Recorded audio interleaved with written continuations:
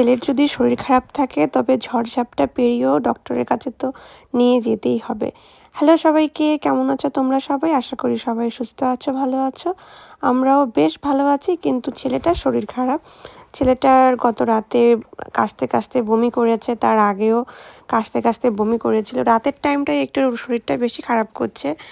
তো আজকে ওকে নিয়ে এসেছি ডক্টরের কাছে। শনি রবিবার তো ছুটিই থাকে ডক্টরের এখানে।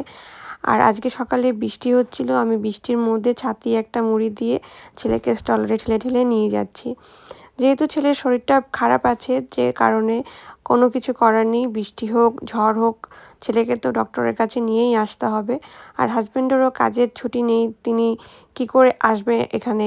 আর কোম্পানিটা এতটাই দূরে যে এখান থেকে এসে ছেলেকে ডক্টর দেখিয়ে নিয়ে আবার যাওয়া ওনার জন্য একটু টাফ হয়ে যায়, যে কারণে আমি বেরিয়ে পড়েছি। আমি ওনাকে জানাইও নি তেমন একটা যে আমার ডক্টরের কাছে নিয়ে যাব বা কিছু। আমি দেখলাম যে এখন যদি বসে থাকি তাহলে আবার যদি রাতে শরীর খারাপ করে তখন আবার প্রবলেমে পড়ে যাব, যে কারণে ছাতা নিয়ে আর কি আমি ওকে ঠেলে নিয়ে এসেছি ডক্টরের কাছে। তো আবার এখানে আবার ডক্টরের এখানে বন্ধ হয়ে যাবে 10:30টার মধ্যে, এন্ট্রি লাস্ট, যে কারণে সকালেই আসতে হবে। আবার একটু পরে দেখাচ্ছে ওয়েদারে যে বৃষ্টি কমে যাবে। যদি একটু লং টাইম খোলা থাকতো হসপিটালটা তাহলে হয়তো আমার একটু লেট করে বেরোলেও হতো, কিন্তু কিছু করার নেই।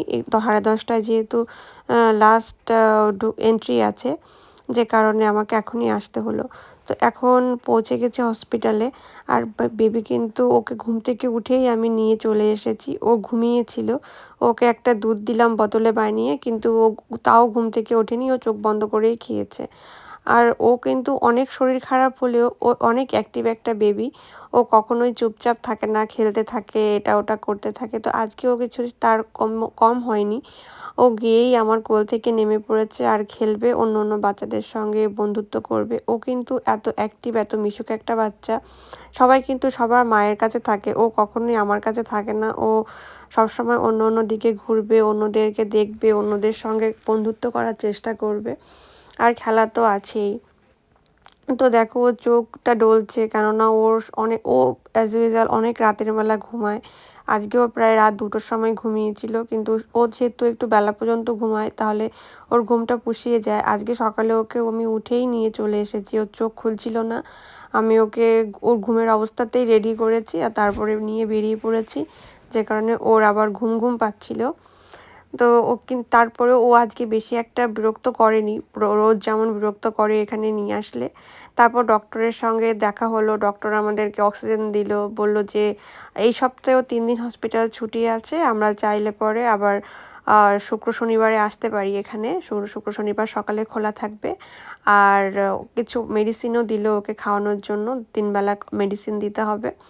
তো তারপরে আমি মেডিসিন নিয়ে সমস্ত কিছু করে আমি আবার বাড়ির দিকে রওনা দিলাম।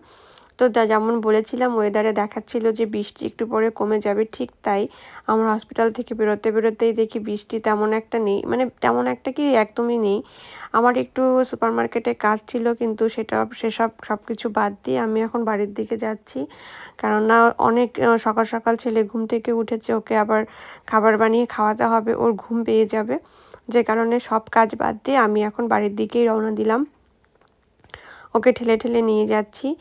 আর ছেলে এখন বেশ ভালো আছে, যেহেতু গত রাতে একটু বমি করেছিল, কিন্তু সেই হিসাবে আজকে আর তেমন একটা কাশিও দেয়নি আর বমিও করেনি। তো ডক্টর তবুও বলল যে যেন আমি ওষুধটা ওকে কন্টিনিউ করাই। তো সেটাই করব। 1 সপ্তাহের ওষুধ দিয়েছে, দেখা যাক কী হয়। যদি শুক্রবার অবধি ঠিক না হয়, যদি এর মাঝখানেও যদি ওরকম হয়, তাহলে আমি আবার ওকে একবার নিয়ে আসবো। তো চলে এসেছি বাড়ির কাছাকাছি, এটাই আমাদের বিল্ডিং, এই বড় এইগুলো, এখানেই আমরা থাকি। তো দেখা হবে অন্য কোনো ব্লগে। তোমরা ভালো থেকো, সুস্থ থেকো।